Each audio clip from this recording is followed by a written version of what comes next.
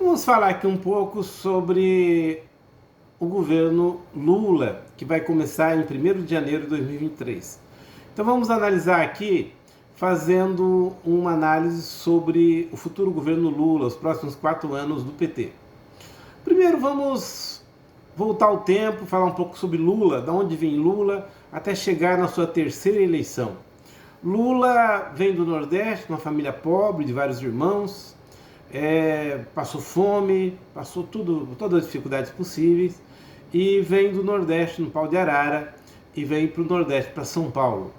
Em São Paulo, ele vira torneiro mecânico, fez inclusive o curso de torneiro mecânico no SESI, né? Ele sempre lembra disso. E Lula, como metalúrgico, se tornou metalúrgico, ele aos poucos, ele começa a mostrar o seu carisma, né? E Lula se torna o líder mais carismático desde Getúlio Vargas. Talvez nós tenhamos aí na história do Brasil 3 personagens carismáticas. E os mais carismáticos são exatamente o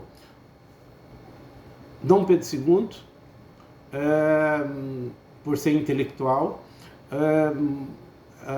Getúlio Vargas e Lula, né?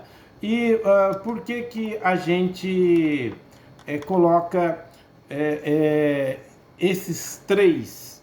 Porque esses 3 realmente mudaram o Brasil, isso não tenha dúvida nenhuma. E Lula, ele se torna, ao longo do tempo, se filia no Sindicato dos Metalúrgicos de São Bernardo do Campo e se torna presidente do sindicato, em pouco tempo, presidente do Sindicato dos Metalúrgicos, um dos maiores sindicatos mais importantes do Brasil, ainda na ditadura militar e dos bilionários do capital, de 64, e convoca uma das maiores greves em números de gente, né, de trabalhadores, da classe trabalhadora, e que peitou a ditadura dos militares e dos multimilionários. E o Lula, ao longo do tempo, ainda durante a ditadura, funda, junto com outras pessoas, a CUT, que vai se tornar a maior central de trabalhadores da América Latina, e funda também o PT, ajuda a fundar o PT, que vem com uma roupagem nova, assim como a CUT vinha para acabar com o sindicato pelego, o PT vinha não para fazer uma revolução, nunca foi um partido socialista na raiz da palavra, mas vinha fazer reformas estruturais dentro do capitalismo, um partido social-democrata, mas para fazer reformas estruturantes, né? E o PT, ao longo do tempo, foi indo mais para a direita, foi se tornando mais palatável ao capitalismo e virou um partido realmente social-democrata. O PT, então, é fundado com a CUT, depois aparece também o MST, Movimento dos Trabalhadores Sem Terra, que também ligado ao PT, o PT ligado às comunidades eclesiais de base da Igreja Católica, aos intelectuais e à classe trabalhadora, uma forte ligação na classe trabalhadora. E nesse caldo todo, Lula sai candidato, ele perdeu em 89 para o Collor, né, Fernando Collor, num debate que ele não foi muito bem e que a Globo soube aproveitar e fez, na verdade, um golpe de Estado, vamos falar assim, dentro do debate, colocando as partes ruins do debate do Lula na época, em 1989. Né? Naquela época o PT realmente se ganha, poderia ter feito algumas reformas estruturantes. Né? E para quem tem medo de socialismo e comunismo, o PT nunca foi comunista, nunca foi socialista, tá? Nunca. E também, para os mais idiotas, nunca houve socialismo no Brasil e nunca houve comunismo no mundo. Não existe nenhum país comunista no mundo, tá?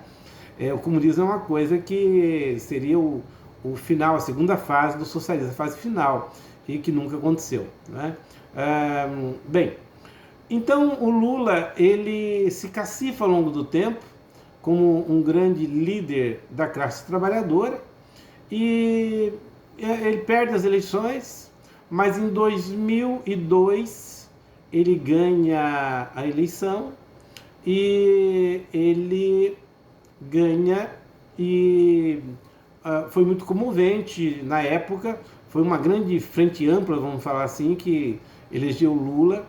E Lula,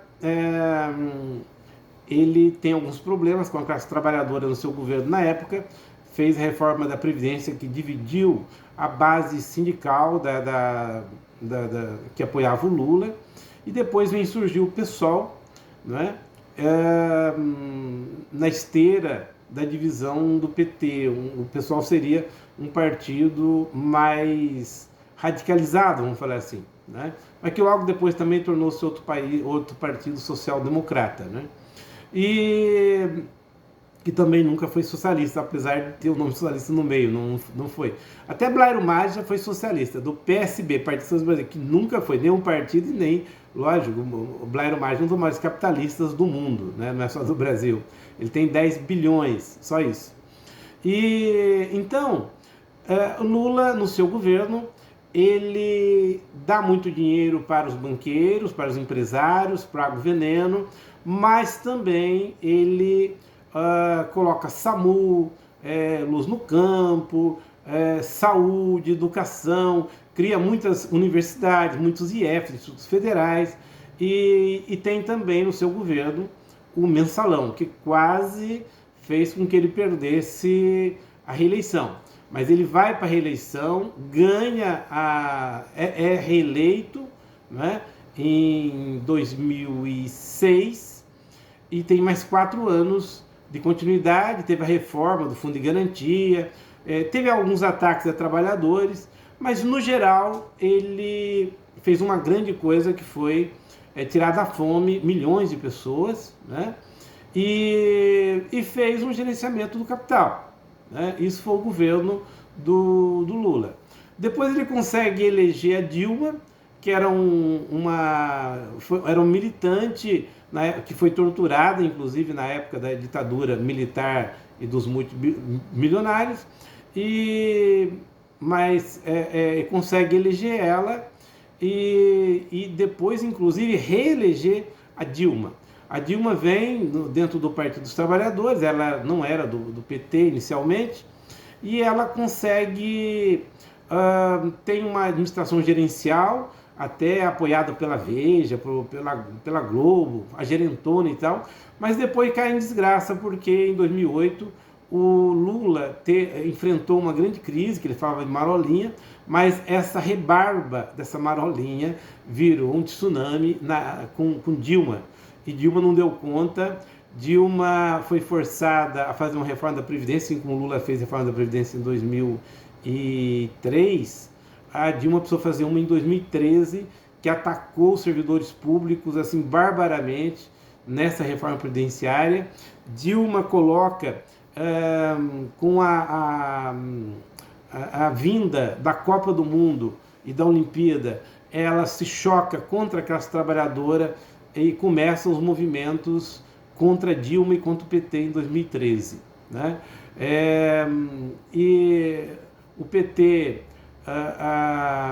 nesse momento, desloca pessoas, tira as pessoas para poder fazer estádios, etc., né? E a Dilma faz a lei do terrorismo, que é um ataque gigante à classe trabalhadora. Foi Dilma que fez, né? E, por incrível que pareça, Dilma não consegue fazer as reformas que o capital queria, no prazo que queria, e como Aécio Neves tinha perdido para ela, ele tenta diversas vezes para sabotar o governo, e aí com o Cunha, Eduardo Cunha, na Câmara consegue o impeachment de Dilma. E o PT aí entra em queda, e a Dilma é afastada, e entra Michel Temer, que foi o grande articulador do impeachment de Dilma, por baixo dos panos.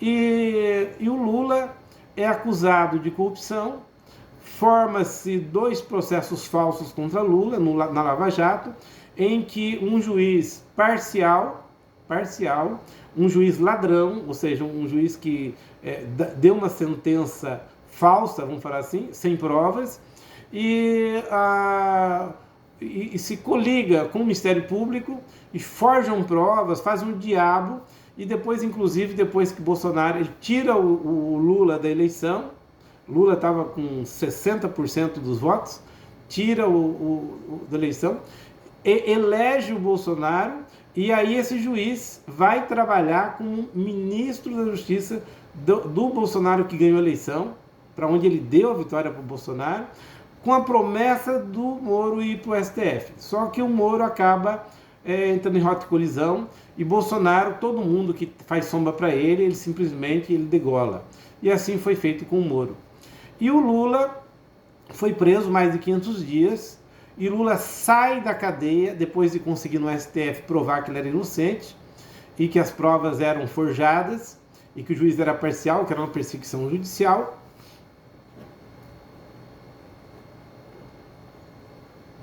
Lula sai da cadeia, não quis ir para o exterior, conseguir abrigo no exterior, que ele conseguiria em qualquer país do mundo, porque lembre-se que no governo Lula foi um dos caras mais queridos do mundo inteiro. O Obama falava era o cara, né? Assim por diante. Realmente ele é um dos mais carismáticos do mundo. E goste ou não. E Lula, então, sai da cadeia e vai para a reeleição e vai enfrentar Bolsonaro. Bolsonaro, quando ele vê que vai perder a eleição, ele gasta 41 bilhões, orçamento secreto, ele baixa o preço de gasolina, ele faz todas as manipulações possíveis, todos os crimes eleitorais possíveis, mas não consegue derrotar Lula, e Lula ganha a eleição. Então, como será o governo de Lula?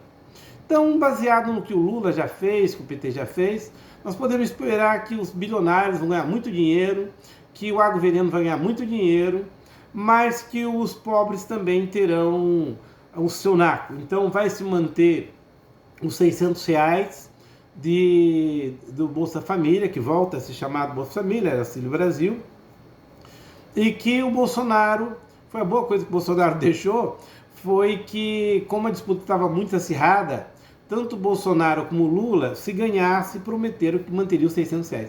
Isso é uma revolução para o Brasil. Num país de fome, de miséria, R$600 é a libertação de muitos miseráveis que não conseguem comer de manhã cedo, à tarde, e que passam fome. Então, R$600 para uma família de 4 pessoas, uma pessoa de classe média, um trabalhador que ganha bem, em 2 vezes que ele vai no mês, ele gasta R$600 em 2 vezes que ele vai a um jantar fora. É R$600 para 4, 5 pessoas, uma família, para dar comida, no caso no mínimo 60 almoços ou 60 jantares, né, para 4 pessoas. Né? Então você multiplica aí 60, 4 vezes 6, 24, 120 refeições por R$600. Né? Então você vai ver aí que tem uma merrequinha de dinheiro, mas que faz uma diferença fundamental para as famílias que estão abaixo da linha da pobreza. Então, isso realmente vai acontecer. Lula deve dar uma força muito grande para a educação, com certeza, para a saúde. Lembrando que o SAMU foi da época do Lula, né? As UPAs, né? Da época do PT.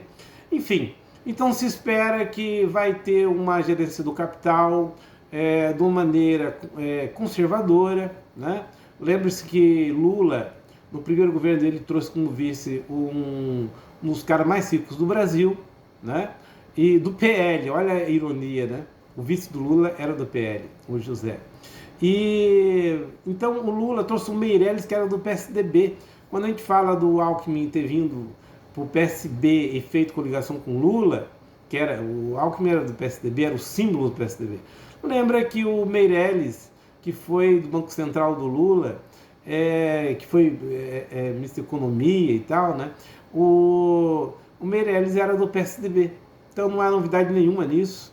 Então o Lula vai fazer uma administração no capital com responsabilidade social, sim, o que é muito ruim, porque quando a gente vê o Lula falando de peitar, mas não vai peitar, ele vai manter, vai pagar a dívida, né?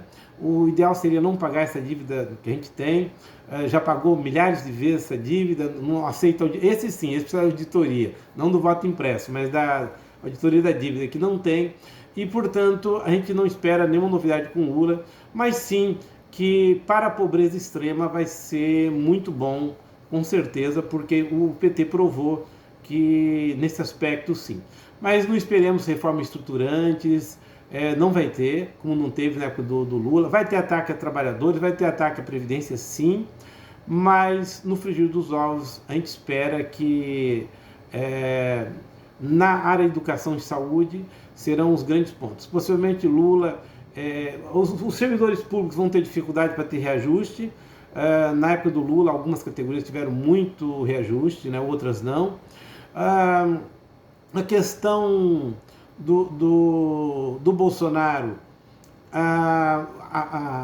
sobre a prisão de Bolsonaro nos crimes que ele cometeu, o Lula vai deixar a Polícia Federal realmente ser mais solta, mais técnica, menos política. A Polícia Rodoviária Federal, que virou uma vergonha, né, na época do Bolsonaro, a Polícia Rodoviária Federal, uma vergonha para o país.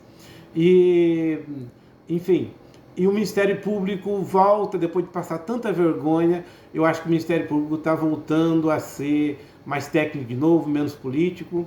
E a gente acredita que na área de segurança vai ter notícias boas, mas a gente sabe também que a pobreza vai continuar, que vai ter desemprego, embora na Dilma foi o menor desemprego de todo o período do Brasil nos últimos anos, né? Mas vai ter também desemprego. E vai ser um grande desafio para o Lula, porque ele vai ter uma posição fortíssima, principalmente na Câmara e no Senado, né? O PL fez quase 100 deputados. Mas o que se espera é de que um governo que vai ter muitas dificuldades, mas que para as pessoas mais pobres, não tenha dúvida, o Nordeste votou e votou com muita sabedoria. Pobre que votou em Lula realmente votou corretamente, né? E em que pese que Lula não vai fazer reformas estruturantes para mudar o sistema vai continuar capitalista e vai continuar explorando os pobres.